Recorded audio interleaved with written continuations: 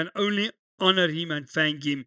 Now, this morning, I want to speak to you about a future of hope.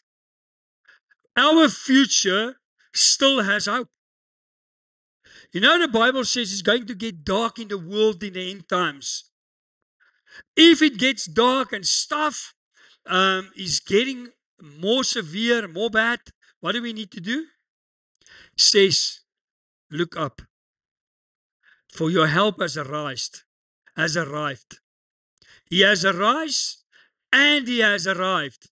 2,000 years ago, our help arrived, and 33 and a half years later, our help has arisen. He's in heaven. What is He doing there? He's intervening for you and me.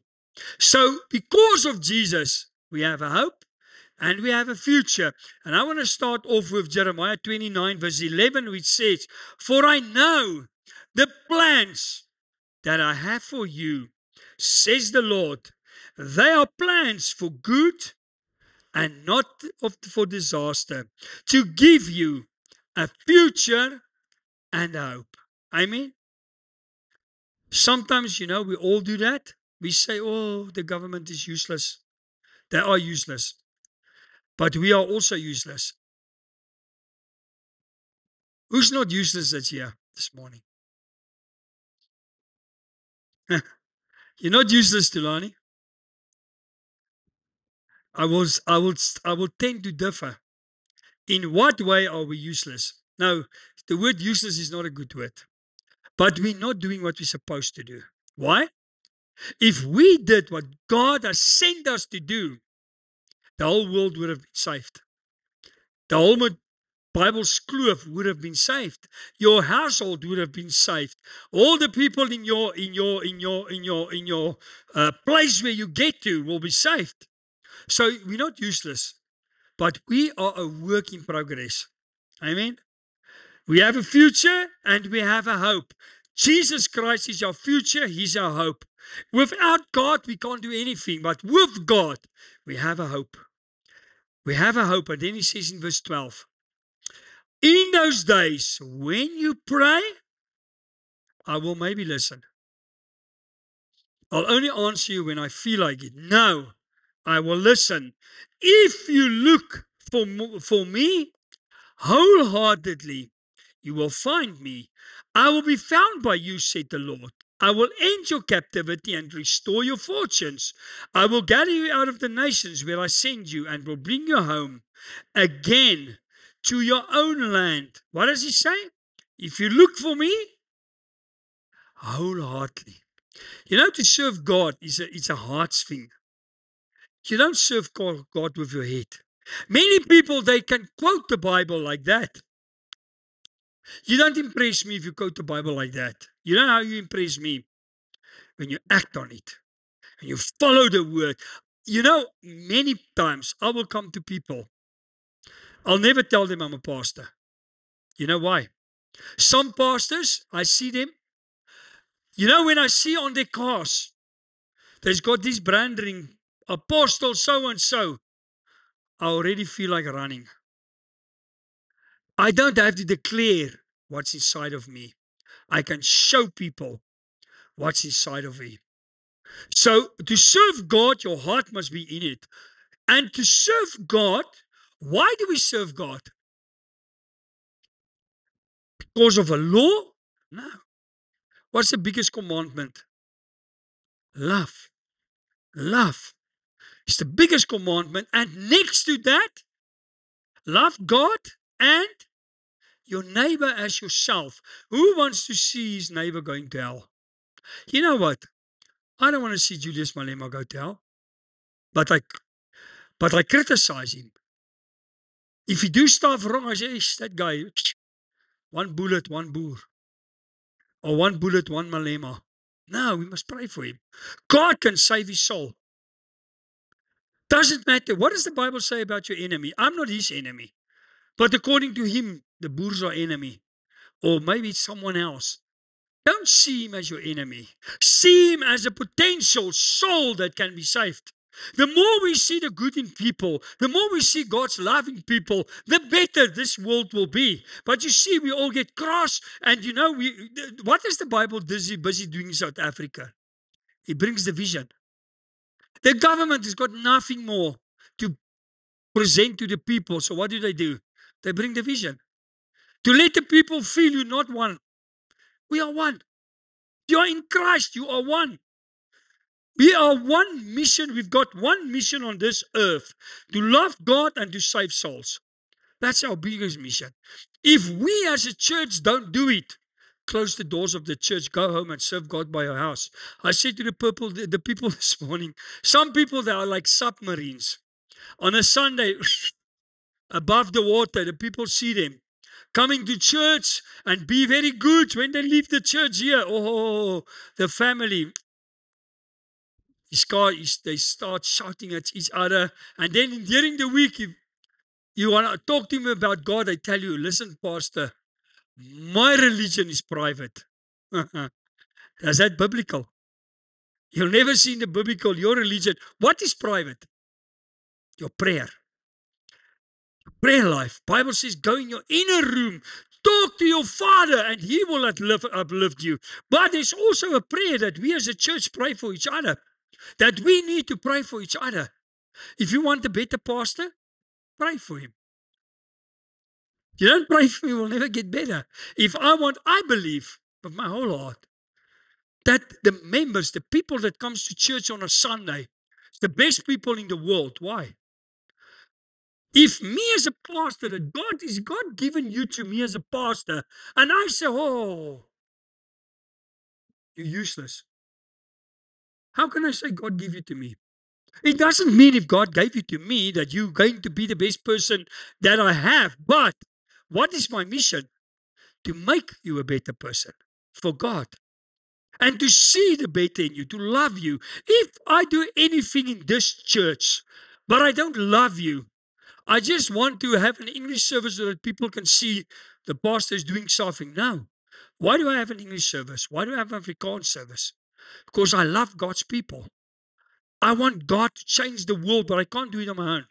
We need people to help us. And then he says, what is the biggest command, or what is the most famous scripture in Bible? John 3:16. For God so loved the world that He gave His only begotten Son, so that everyone, that you and me that believe in Him, shall not perish, but have everlasting life. Think about it. Why did God send Jesus? The people sinned. Adam and Eve sinned. And because of their sin, we were broken. We couldn't save ourselves. We didn't have the ability to do it. So God sent someone that was pure. We used to offer a pure goat or something, bring offers to please God. Then God sent the biggest offer that anyone can send. Whom of you that has children? Oh, sorry. I thought it was God phoning me. You heard it was about the pastor. I've seen that video. He was busy preaching and his phone rang, and he took his phone and he said, oh, sorry, excuse me, it's God phoning me. He says, oh, God says this, and the people believe him. How stupid can you be? God doesn't phone you, He speaks to you. But in any case, but you know what? God sent His Son to restore the relationship with God. When that curtain in the temple was torn from above to people, God says, you don't have the ability to send it up to me, the grace, and be back. So what did He do? He sent His Son down to die on the cross. So much He loved us. Why can't we love each other? Why can't we love? You know why? We've got an enemy. But we allow, the devil can only do with me what I allow him. Can only do what I allow him. And then I've got about 6 points that I feel is important for us to have a future. The first one is, do you believe there's hope? What goes hand in hand with hope? If I believe there's hope, I must have faith. If you don't have faith, you won't have hope. If you go and look at 1 Corinthians 13, What does he say in that last verse? He's all telling about love. He says hope, faith, love. That three goes hand to hand. And then he says in Hebrew 11 verses 1, now faith is a substance of things hoped for, the evidence of things not seen. Whom of you ladies has babies? When you were pregnant, what did you expect to have? A goat or a snake inside of you? You believe you have a baby. You believe you have a human being inside of you. But have you seen the human being? That's faith. You didn't see it, but you believe it. You believe that's what God gave you. It's the same with hope. It's the same with faith. I have a hope. I have faith that when God comes back, I'm going to heaven. Have I seen heaven? No. But I know my Father is there.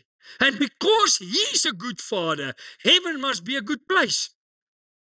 The more you see the good in people, the better you will think, or you will act on people and how you treat them. And then he says in verse 6, Hebrew 11 verse 6, but without faith, it's impossible to please Him. For he who comes to God must believe that He is, and the rewarder of those who diligently seek Him. First, what do you believe about God? How do you see God? Remember about that servant? God gave him the 10 talents, and the one with the 1 talent, he came and he says, Lord, oh, you're a harsh God. You take what you didn't put in. And God says, because of your words, because of how you see me, I will reward you. Take that 1 penny and give it to someone else. Sometimes we think God is this bad God. You know, when people die, many times I stood with people and they say, where's God now? What is the most important for God? Psalm 121 verse 7 says, I will guard you.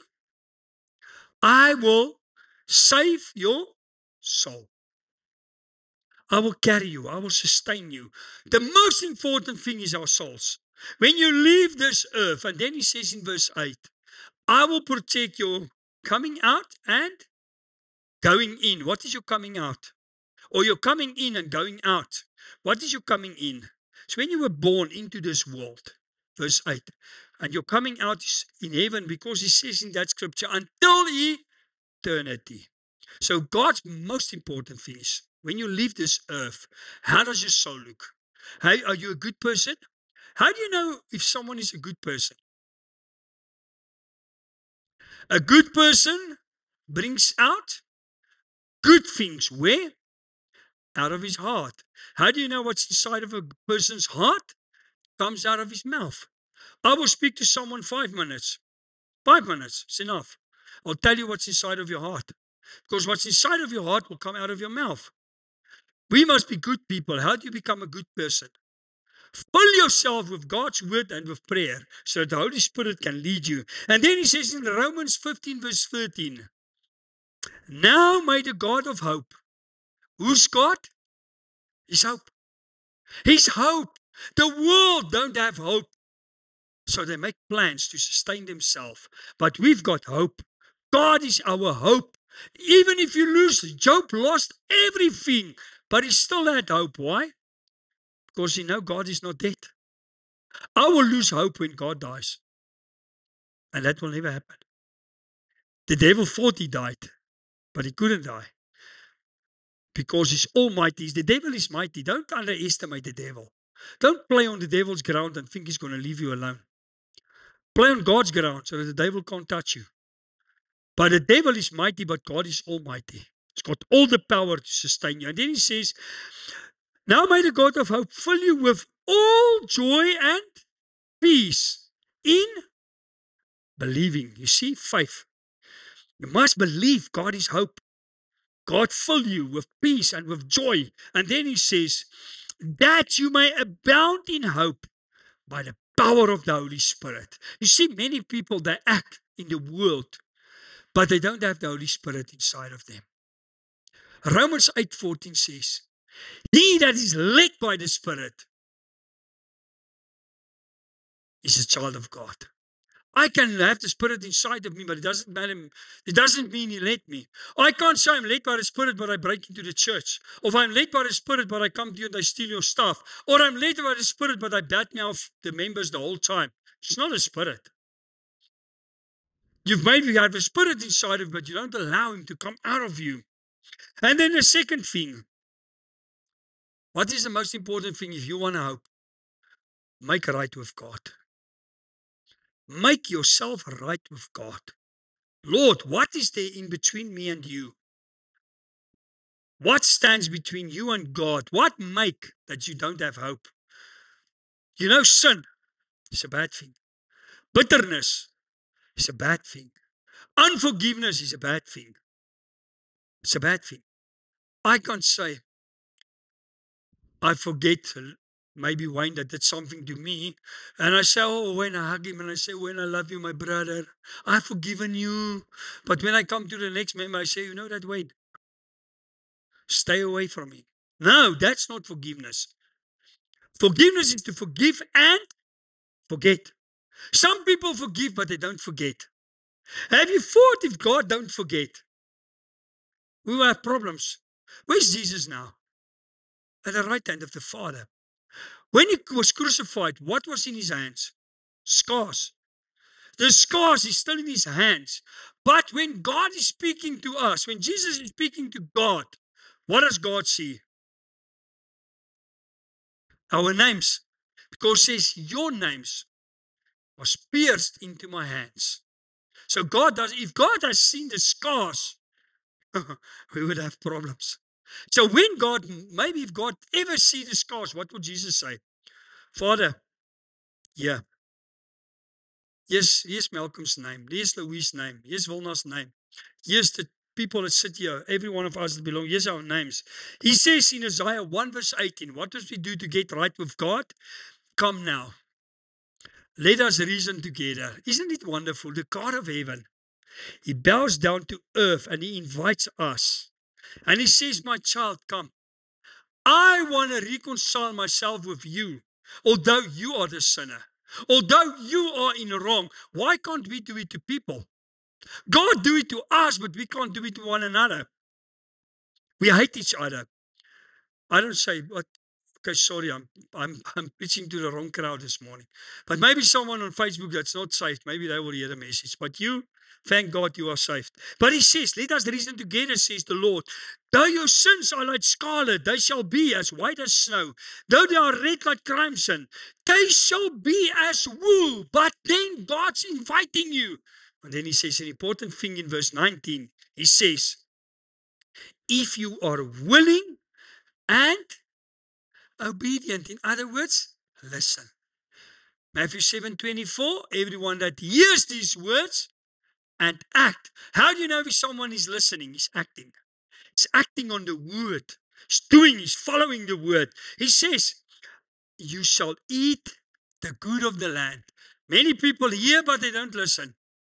If a person is listening, he's acting. You can listen until you're deaf and dead. But if you don't act, it means nothing. 1 John 1 verses 9 says, if we confess our sins, God is faithful and just to forgive our sins and to cleanse us from all righteousness. And then the Bible comes to Joel 2. In Joel 2 he says, verse 12, now therefore says the Lord, turn to me with all your heart. Remember I said the first thing is your heart. God says your heart. Remember when God wanted to, the people wanted a king? God says, okay, let us choose a king. Well, there was already a king, there was already Saul.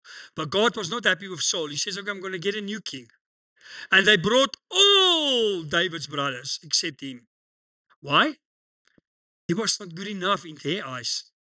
He was only a little shepherd looking after the sheep.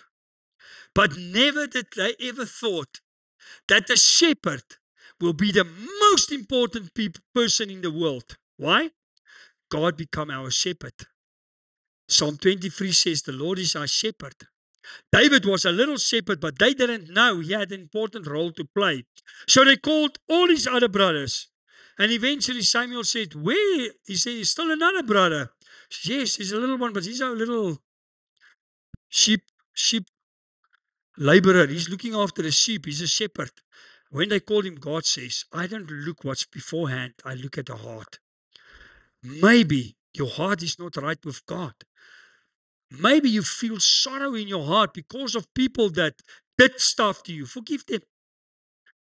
They say if you don't forget, what do? You want to poison someone. You want someone to die, but you drink the poison. If you don't forgive, you drink poison, you're killing yourself slowly. And then he says, turn to me with all your heart. How? With fasting, with weeping, and with mourning. Verse 13.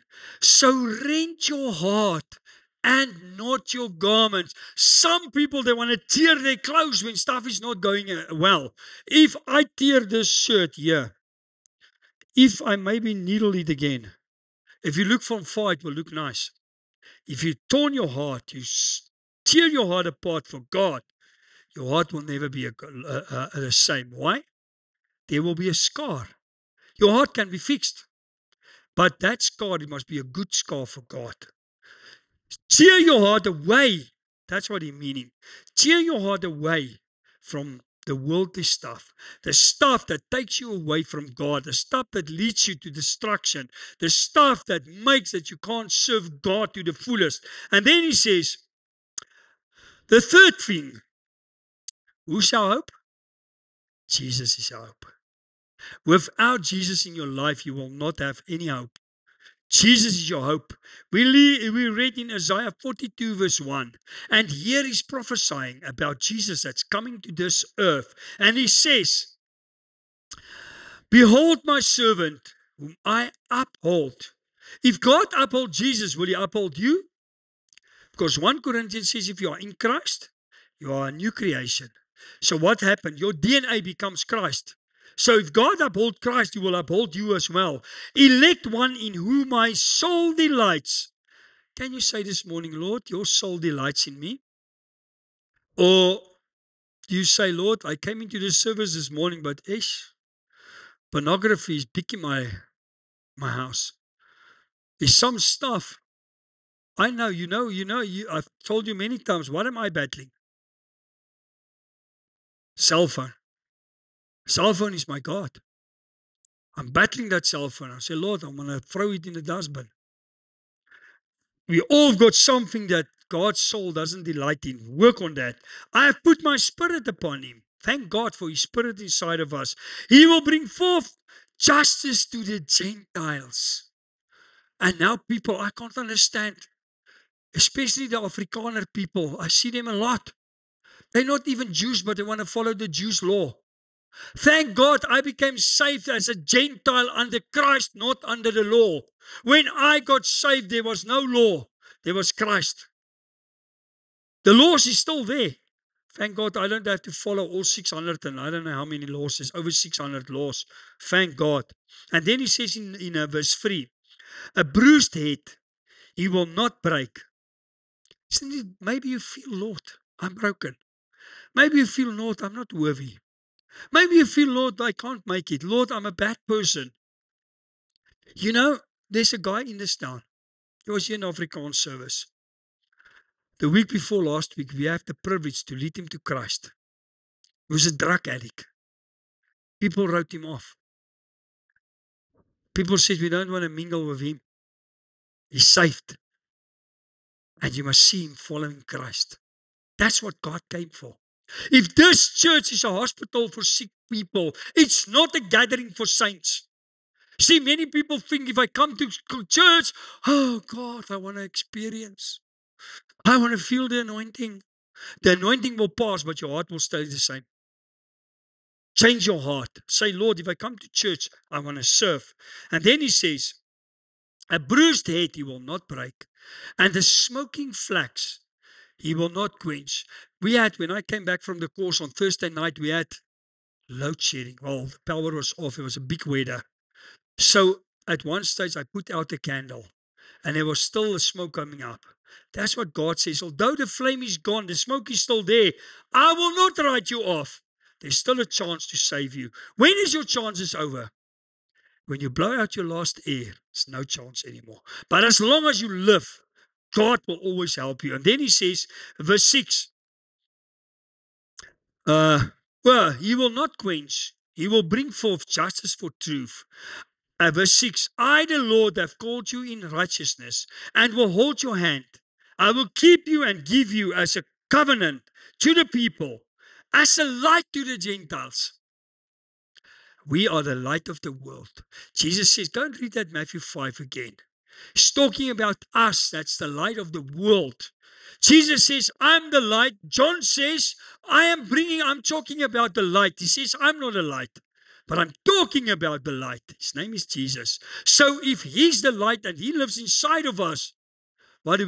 We take a bucket and put it over us and say, I'm walking in this town as a secret agent. I'm James Bond 007 for Christ. You know, many times if you ask people about their faith, what's the first thing they tell you? Oh, my religion is private. My faith is private. It's unbiblical. Show me one word. The only thing that's private is your prayer life, not your faith. And then, what does Jesus came to do? Verse 7. To open blind eyes. There's many people that's blind. They don't see the truth. They don't realize there's a heaven. They don't realize there's Christ. There's only one way. John 14 verse 6, I am the way, the truth and the light. No one comes to the Father except from me. We must share the light. He says to open blind eyes, to bring out prisoners from the prison. Those who sit in darkness from the prison house. How many people is in darkness today? Not Eskom darkness. The light, Jesus, is not inside of them. Many people are sitting in a prison today because of circumstances. People that disappoint them and they put themselves in the prison of life because they can't go forward, because they still quarrel about what's happening in the past. The Bible says, leave the past, look ahead. I've got a plan for you. Is the light inside of you? If the light is inside of you, why don't you ever smile? Sometimes I'll come to people, I'll ask them, hello, morning. Oh, hello, pastor. How are you? Oh, I'm very good. Oh, is your God dead? Oh, Zuka, hi, corner, pastor, my God is not dead. So, well, if I look at your face, he looks dead. And then they will smile and say, oh, thank God he's alive again. We've got so much to smile about. We've got a hope. Jesus is your hope. He's your future. And then the fourth thing, God is always with you. God is always with you. Sometimes we feel, God, I'm not good enough. If you go and look at Gideon's life, Gideon was busy protecting himself from the people that wanted to kill and slaughter them. They may be like a farmer on the farm. And then God said in Judges 6 verses 12, and the angel of the Lord appeared to him and said to him, the Lord is with you, mighty man of valor. Say to the guy next to you, mighty man or woman of valor. We are mighty men and women for God. We're not alone. If God can say it to Gideon, why can't he say it to you? Why can't he say it to you? You were called. The Holy Spirit came over you. And because the Holy Spirit, the Bible says we call our Father. How? Through the Holy Spirit. So the fact that you believe in Christ, it was the Holy Spirit. The fact that you give your life to Christ was the Holy Spirit. The fact that you sit here is the Holy Spirit. So God loves you. So you can be a Gideon. And hear what God said to him. In Judges 6 verse 14. Then the Lord turned to him and said, go in this might of yours. You see, the problem is we want to do it. I can't save people. But I can go in God's might and minister to people, and the Holy Spirit will convince them to give their lights. And you shall save Israel from the hand of the Midianites. Have I not sent you? Amen. Amen. You are called. What does John 15 verse 16 says? I have called you. I have appointed you to do what? To sit in church on Sunday and feel good? To bear fruit. If you don't bear fruit, what's going to happen? The other year, God says, maybe next year I'll come back, and if you don't bear fruit, I will pluck you out. Bear fruit. And he says, if you bear fruit, what will happen? Go and read it, John 15, verse 16. You will ask anything in my name, and I shall do it. If you bear fruit. And then he says, so he said to him, verse 15, Judges 6:15, oh my Lord, how can I save Israel? Indeed, my clan is the weakest in Manasseh, and I am the least in my father's house. Why do you don't think enough of yourself? Here he says, my clan is the worst in Manasseh. And me, personally, I'm the poorest and the weakest in my family. God don't see your weakness. God didn't see David's weakness. He see the calling. You are called. Say to yourself, I am called. I am called. You are appointed. You are called. You are good enough. God doesn't call the appointed. He appoints the calling. Some people think because I am appointed that God will use me. No. If you say yes to your calling, God will appoint you and he will use you. First, you must arrive and say, Lord, I'm here. I'm willing. I want to go. And then he says in verse 16, and the Lord said to him, surely I will be here with you. How are you going to do it? God is with you. You're not alone. God is with you. Hebrews 13 verse 5 says, I will never leave you. I will never forsake you. He says in the first part in Hebrews 13, he says, be happy with what you have. Don't worry about your finances. God is with you. And then he says, I will be with you, and you shall defeat the Midianites as one man. God is with you. Whatever your problem is today, whatever your adversary is, whatever your iniquities is, whatever your problem is, if God is with you, you will overcome. Stop using the excuse, but Pastor, you don't know my past. I come from a family. Drug abuse was bad. Divorce was bad. Addiction was bad. I come from that family. All the stuff I'm telling you now, I come from that family. But I decided, Lord, it stops with me. It stops with me because Christ is in me, not my past. Some people believe more in their past than they believe in Christ. Stop. I nearly said a bad word now. Stop that rubbish that the devil is trying to convince you. You're good enough. God has appointed you. The fifth thing. What's the fifth thing we need to do if you want hope? Prophesy over yourself. Start speaking life into your circumstances and stop speaking death. Many people have death. I didn't put that now in here, but in Deuteronomy 28, God said to the people, today I bring you life and death, good and bad, blessing and curse. He says, you choose. How do you choose it? He says, it's not over the sea that you can say no one can go and get it for us. It's not in the heavens that no one can go up. Where is it?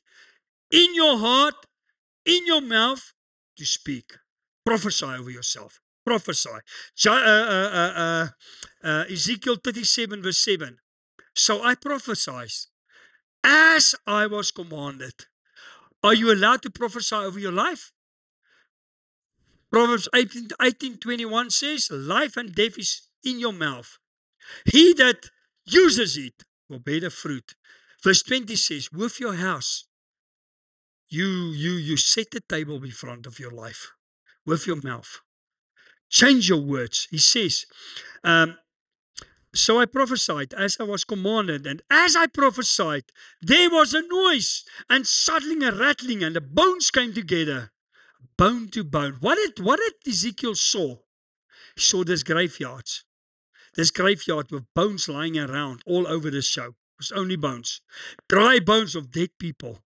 God said, prophesying. And what happened here? There was a stirring in that bones. They came to life. And see what's happening. Verse 8. Indeed, as I look, the sinews and the flesh came upon them, and their skin covered them over, but there was no breath in them. And so he said to me, prophesy to the breath. Prophesy, son of man, and say to the breath, thus says the Lord God, come from the four winds, Oh, breathe and breathe, and these slain, that they may live. So I prophesied as he commanded me, verse 10. And breath came unto them, and they lived and stood upon their feet on an exceedingly great army. What happened here?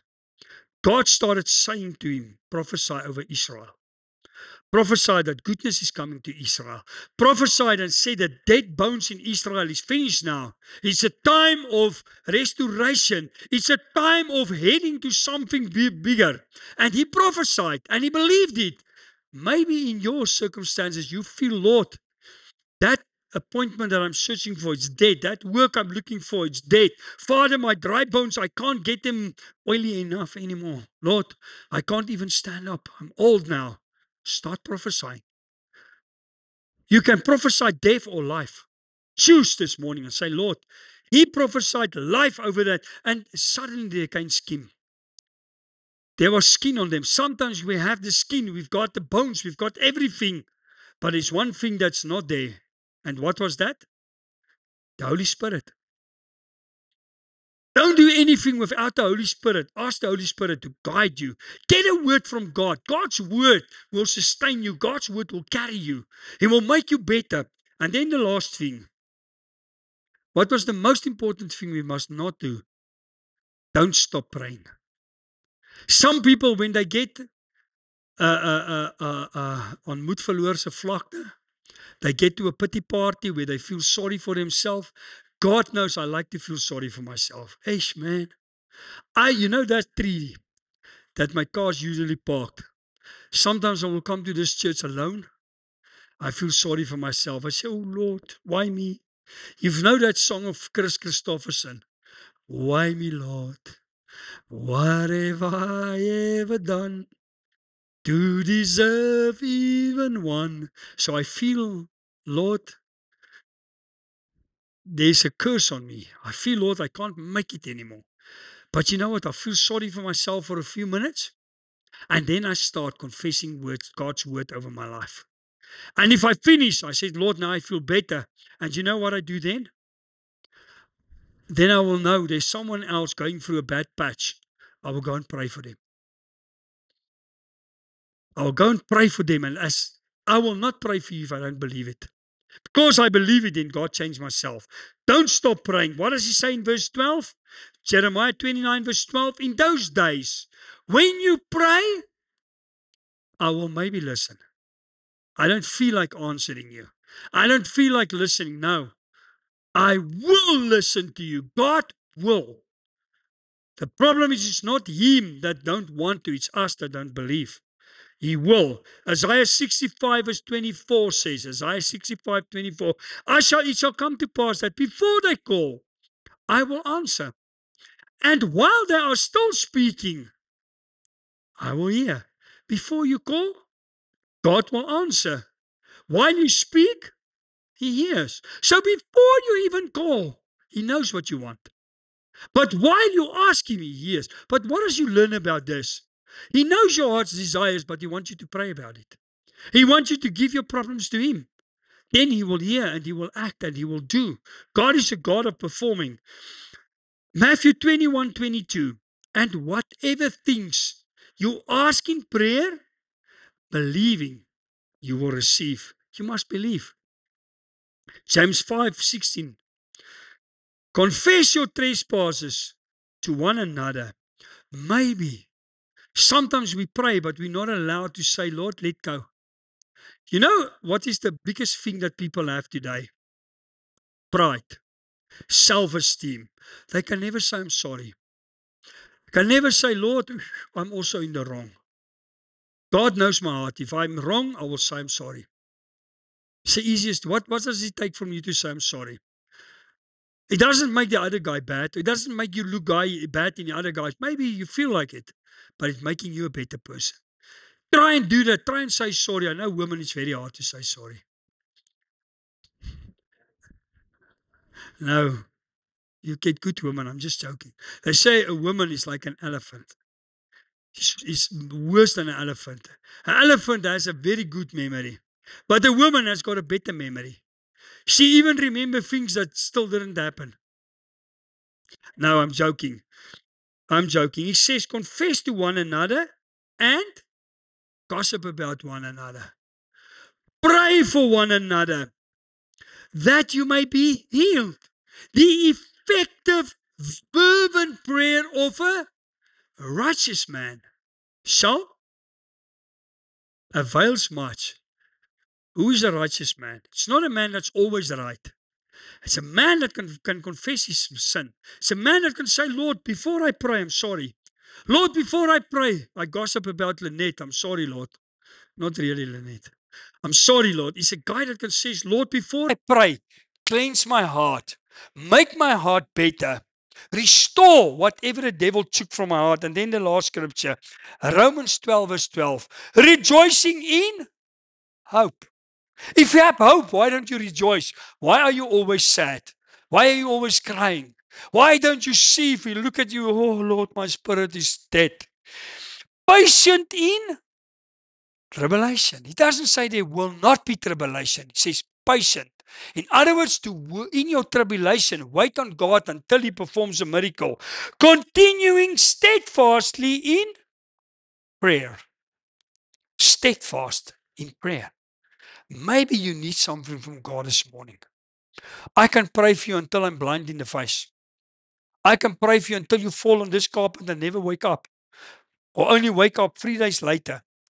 But you must make the choice this morning and say, Lord, first, I'm going to have hope. I'm going to trust you. I'm going to believe my hope is in you. Father, I'm not going to lose my hope in Christ. Christ will help me. Who wants to stand with me and just say, Lord, start with me. Restore my hope this morning. Restore my faith this morning.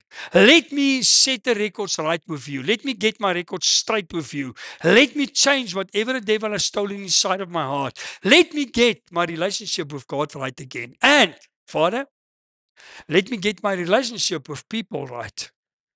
I've told you how many people now, even in this church, is blocking me on WhatsApp. Praise God. I'm doing something right. If you don't have adversaries, you must get worried.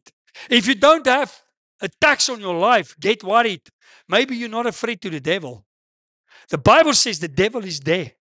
He's roaming this earth. He's looking for who? Someone that he can find. If he can't find anything in you, praise God, he'll leave you and go to another guy. But if he finds something in you, he will hammer on that. He knows what is your weakest point. He will attack you on your weakest point, and he will attack you on what? Your destiny, the future, the plans that God has for your life. He will attack you on that plans. Once you stop God's plan for your life, don't allow him. Have hope. Say, Lord, I have hope. Father, we thank you this morning for the word of Christ. Thank you this morning, Lord, that you sustain us, that you help us, that you keep us alive. You are a good, good God, Lord. Pray for everyone that's here this morning. Lord, we heard the message. Help us. I'm the pastor of this church, but first start with me. Start with me, Lord. Change my heart. I know if I preach this to the people, you first speak to me.